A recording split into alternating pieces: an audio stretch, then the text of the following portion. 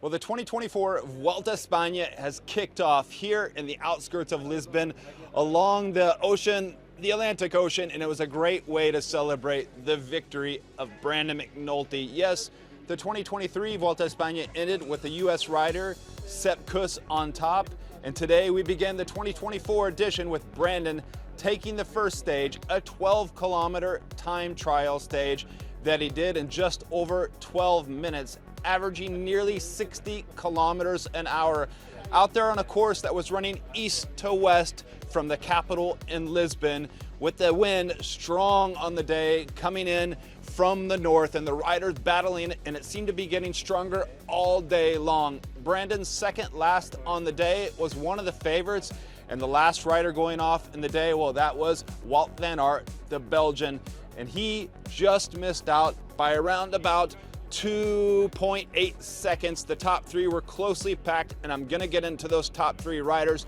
But first, let's back it up on the day. What happened out there? Well, it was Edoardo Affini, the Italian from Visma Lease Bike, that set the fastest time out there on the day, and it stuck for a long time. He was in that hot seat for a long time, and let me tell you, it was hot. Despite the sun setting now out here over the Atlantic, it was a hot, blistering day here in Portugal, where we're spending our first 3 days in the Tour of Spain.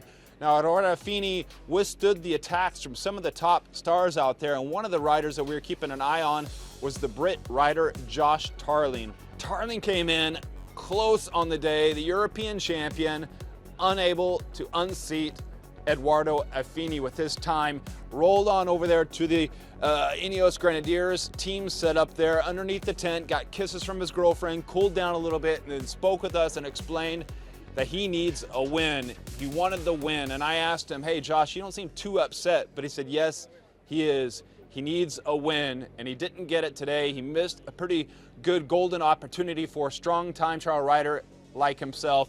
Edoardo Affini stuck on that hot seat, and instead of Josh Tarling, one of the favorites, well, it was a surprise rider, Czech rider from Lidl Trek, the young Mathias Vacek. We spoke with him as soon as he finished. He sat down there on the ground, was catching his breath, pouring water over himself, stood back up.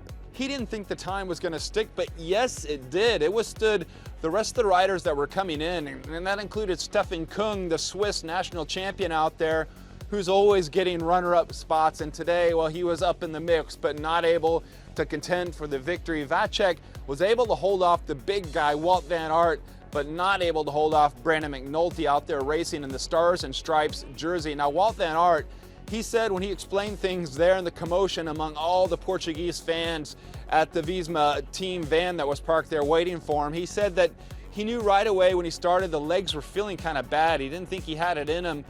As it got going, he felt a bit better, and he wanted to thank Sepp Kuss for giving him the last spot in the day because he thought that that was the best spot in the day to start. And he even said the wind conditions were even worse this morning when he did the recon.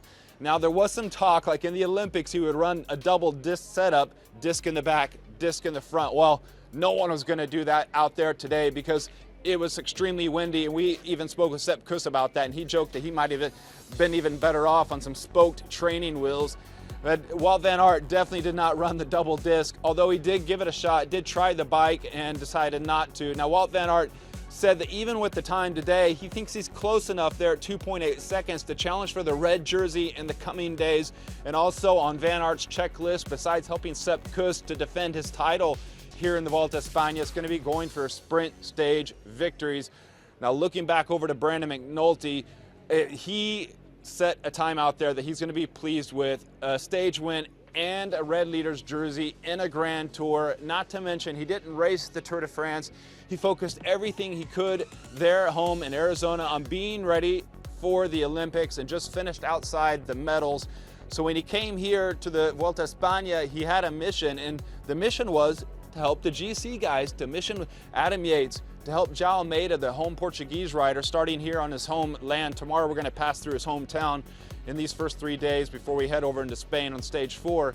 That was the mission. Then a couple days ago, when they had a look at the TT stage, he said, I'm going to give this stage a shot. And he did it, and he succeeded today. Now let's talk about the GC riders and how things stack up. Well, GC on the day, it's the same as the stage standings. It's Brandon McNulty on top in the red leader's jersey. And if we're looking at the best placed GC rider after him, it's going to be back at 8th place is Primoz Roglic, 3-time overall winner in the Vuelta España, and he's looking pretty sharp coming in here after he had to abandon the Tour de France his last race due to a crash, a couple of crashes in fact, in the Tour de France. Primoz Roglic is back, and he confirmed today that he didn't crash, and that wasn't the reason he had the tooth replaced there ahead of this race. It was an operation that needed to be done, and he had it done right before the Vuelta España.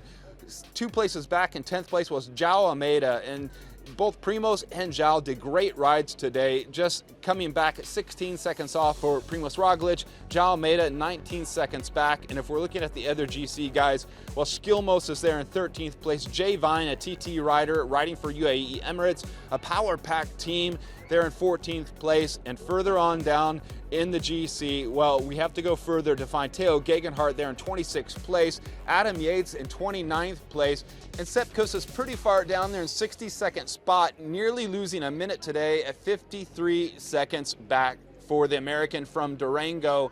And if we're talking about the Visma team, I think they brought a pretty strong team here to race for the 3 weeks around Sepp Kuss.